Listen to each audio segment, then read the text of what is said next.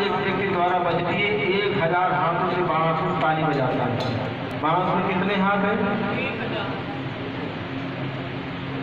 विचार करो। 1000 हाथ वाला नहीं सकता।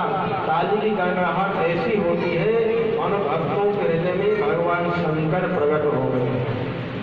हिरण्यकशिप के पुत्र प्रहलाद, प्रहलाद के पुत्र हैं विरोचन, और विरोचन के पुत्र बलि, और बलि के पुत्र हैं बाणासुर।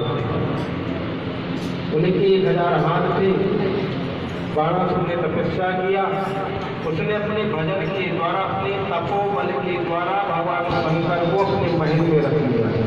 अब विचार करो, दैत्य है लेकिन क्या साधना थी, क्या हट था तप का कि भोले बाबा को उनके ही महल में आना पड़ा। जब वह नृत्य बोलता हुआ 1000 हाथों से ताली बजाकर नृत्य करता था तो सचमुच में देवता भी ताली बजा करके पुष्पों की वर्षा किया करते थे। तांडव नृत्य द्वारा 1000 हाथों से ताली बजाता हुआ भगवान शंकर की स्तुति करता था। शास्त्र कहते हैं जो व्यक्ति शिव तांडव के नृत्य के बाद नित्य पूजन और पाठ करेगा उसका घर लक्ष्मी कभी नहीं छोड़ेगी। समझ में आया? नित्य अगर पूजन हो भगवान शिव की और नित्य तांडव स्तोत्र का पाठ हो तो लक्ष्मी उस घर को कभी नहीं छोड़ती, और भोले बाबा को घर से निकाल देंगे तो लक्ष्मी भी चली जाएगी। उसके घर में सुख और शांति का निवास रहता है। बाणासुर ने तांडव नृत्य द्वारा भोलेनाथ को प्रसन्न कर दिया।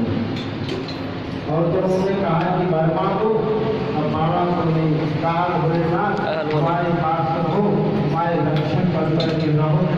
भगवान शंकर ने वरदान दे दिया। भोले बाबा मना करना जानते हैं। भगवान शंकर सदैव बाणासुर के महाराज साथ रहते हैं। बाणासुर ने लोक विजय प्राप्त कर ली और बाणासुर कामेश्वर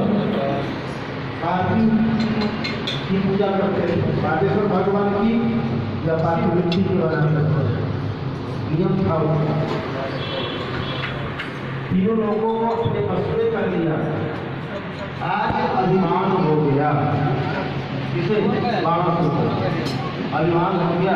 बोले भोले बाबा 1000 हाथ बोले अपने हाथों में तकलीफ हो रही।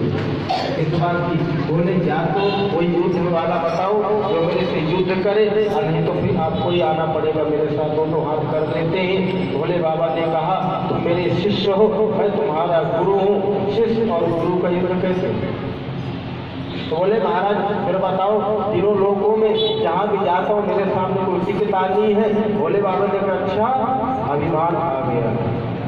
ठीक है बच्चों सुनो, एक झंडा दिया ध्वजा, बोले ध्वजा को जाकर के महल में लगा दो और जिस दिन ध्वजा तुम्हारा कट के नीचे गिर जाएगा समझ लेना तुम्हारे लड़ने वाला आ गया। और जब तक नहीं गिरेगा तब तक समझने के लिए नहीं आया। नित्य का जनता ध्वजा देखा करता था, अभी है, अभी कोई लड़ने वाला नहीं है।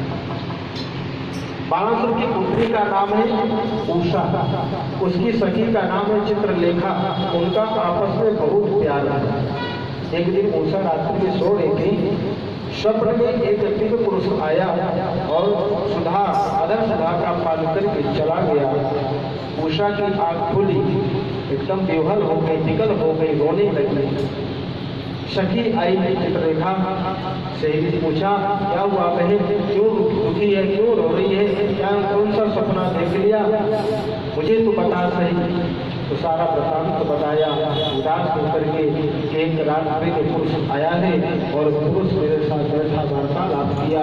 और सुनो, उस पुरुष को स्वप्न में देखा है, उसको मैंने अपना पति बना लिया है। अगर वो मुझे नहीं प्राप्त होगा